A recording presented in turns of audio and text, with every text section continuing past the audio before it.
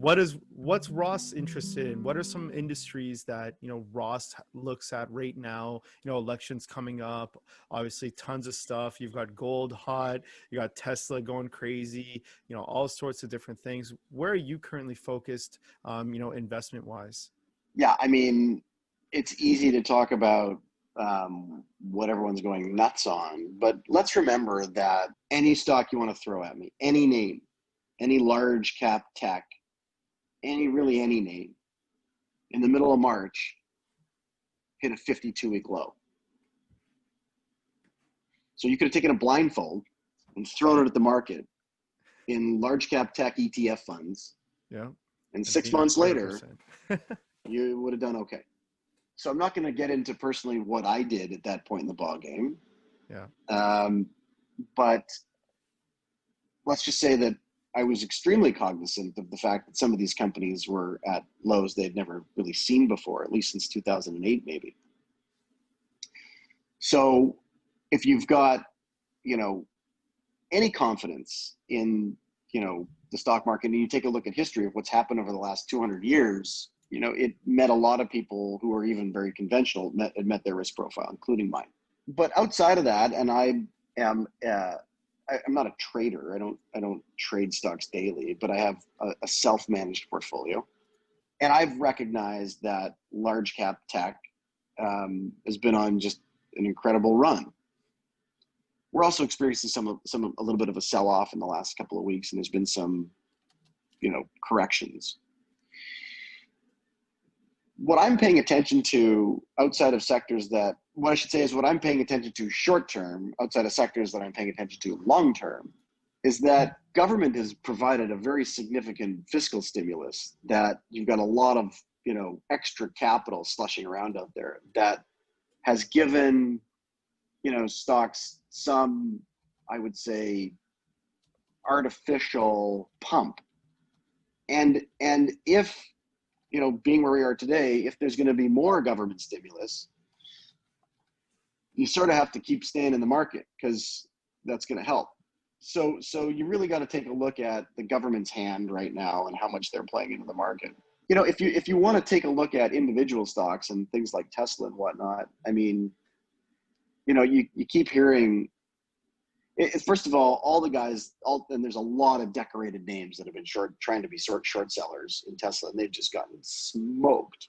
Some of the biggest names out there have gotten smoked for years. Well, to give it some flavor, at the time of the recording, a $420 billion market cap. And really you think Tesla was $300 before the split, not too long ago. Well, let me finish your sentence. What you're going to say is take the 5 largest automotive companies in the world, and Tesla's worth more. And what I would say is, if you're looking at Tesla as an automotive business, yeah, I think that's the first mistake. And I'm not here to give advice. I'm not a professional stock trader, nor am I an analyst. But these are just my own feelings. Tesla and everybody, what everyone was saying was, oh, they got a 2-3 year head start on so-and-so and so-and-so and so-and-so. Well, no one's really caught up yet. This is really a technology business by far. And there's, significant kind of what I think would probably be horizontal integration as, he goes forward, and the battery plants, and, I think investments in lithium, and, so, the software, it's a software play. It could be a SaaS play. It's not a car company, because you look at the number of cars that are being pumped out, and it's small, but it's growing, and the costs are coming down. And so, you can listen to CNBC all day and see how they're valuing this thing, and everyone just kind of, talks and talks and talks. And at the end of the conversation, everyone's like,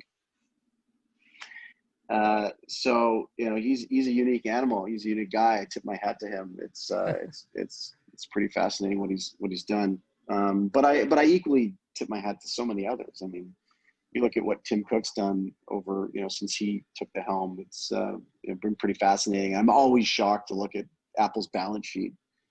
It's more capital than, many countries' GDP. I think it's just, it's fascinating. Same with what Bezos has done. I mean, I think if you ask Bezos, did he ever think it would get to this? I think that he'd probably say no. I mean, I remember hearing interviews where he was like, I was 2 or 3 debt service payments away from this thing going under in whatever it was, 2008 or 9. But what an executor, what an operator, what a visionary. So, you know, these guys are, yeah, just tremendous icons. Yeah. Well, I mean, I guess to give it some even more flavor, you know, Tesla got denied into the S&P. I think they were waiting for another quarter and some other stuff, but they'll probably be inducted in November. At least that's the general consensus. I mean, obviously that helps, but really, Tesla, is it safe to say you're betting on the jockey? No, Ooh. no, I'm not betting on the jockey. I think that if you're betting on public sentiment and the general public looking at him and betting on him, then I think that that's an easier yes. It's not really how I make my investment decisions. And so for me to be a significant player of my own personal net worth, say in a stock like that, it just doesn't really fit my risk profile, even if I'm dead wrong. But it's fascinating to watch.